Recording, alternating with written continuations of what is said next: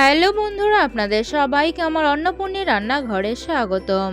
আমি পূজা। আজ আপনাদের জন্য নিয়ে চলে এসেছি খুবই প্রয়োজনীয় একটা রেসিপি, টমেটোর সস। এই কারণে আমি এই রেসিপিটিকে খুবই প্রয়োজনীয় বললাম, কারণ আমরা টমেটো সস দিয়ে কিন্তু প্রচুর রান্না করে থাকি এবং খাওয়ার সময়তেও কিন্তু আমরা টমেটো সস খেয়ে থাকি। তাই আমার আজকের রেসিপিটি শেষ পর্যন্ত দেখতে থাকুন এবং দেখে নিন কিভাবে অল্প সময়ের মধ্যে এই প্রয়োজনীয় রেসিপিটি তৈরি করে নিয়েছি। আমার আজকের রেসিপিটি যদি হিন্দি অথবা ইংলিশে দেখতে চান, ডিসক্রিপশনে লিঙ্ক দিয়ে দেওয়া হলো। আমার ভিডিওটি ভালো লেগে থাকলে আমার চ্যানেলকে সাবস্ক্রাইব করে দেবেন। তাহলে বন্ধুরা চলুন আজকের রেসিপিটি দেখে নেই। আজকের রেসিপিটি করার জন্য এখানে আমি 500 গ্রাম টমেটো নিয়ে নিয়েছি এবং তার সাথে আমি গাজর নিয়ে নিয়েছি। গাজরগুলোকে এখানে আমি ছোট কিউব সাইজ করে কেটে নিয়েছি। এবার আমি টমেটোগুলোকে 4 খণ্ড করে কেটে নেব। এখানে আমি টমেটোগুলোকে 4 খণ্ড করে কেটে নিয়েছি। এবার একটা প্রেসার কুকার নিয়ে নিলাম এবং তাতে আমি টমেটোগুলোকে প্রথমে ঢেলে দিচ্ছি। তার সাথে কেটে রাখা গাজরগুলোকে দিয়ে দিচ্ছি। এখানে আমি 500 গ্রাম টমেটোর সাথে 250 গ্রাম গাজর নিয়েছিলাম।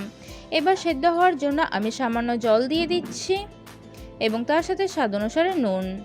এবার আমি প্রেসার কুকারে ঢাকনাটা লাগিয়ে দিলাম এবং প্রেসার কুকারে আমি 3টে সিটি দিয়ে নেব।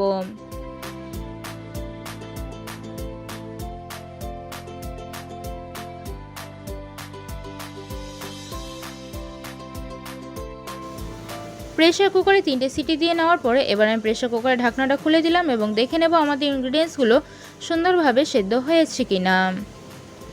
আমাদের ইনগ্রিডিয়েন্টসগুলো খুবই সুন্দরভাবে সেদ্ধ হয়ে গেছে। এবার আমি একটা বল নিয়ে নিচ্ছি এবং তার ওপর আমি জালি নিয়ে নিচ্ছি।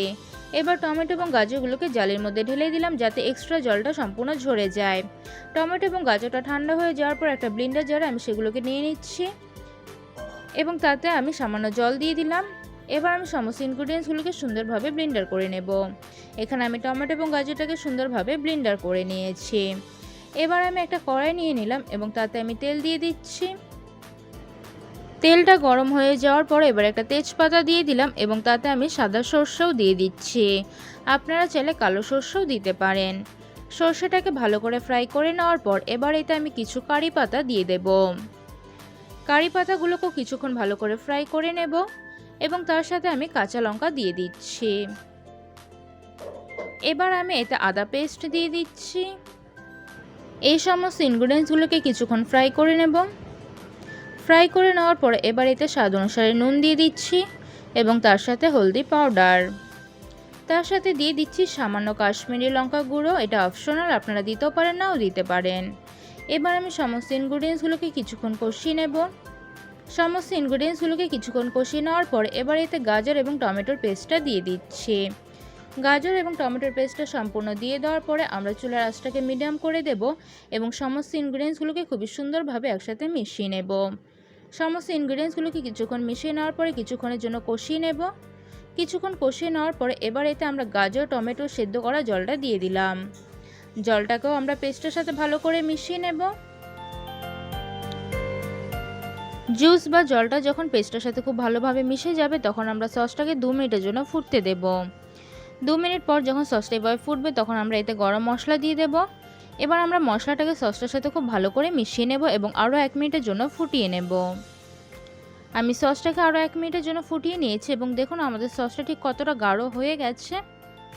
এবার আমরা গ্যাসটাকে অফ করে দেব এবং সসটাকে নামিয়ে নেব। তো বন্ধুরা, আমার আজকের রেসিপি টমেটো সস কিন্তু একদম রেডি এবং দেখতে পাচ্ছেন এটা ঠিক কতটা সুন্দরভাবে তৈরি হয়ে গেছে এবং দেখতেও কিন্তু এটা অসাধারণ হয়েছে।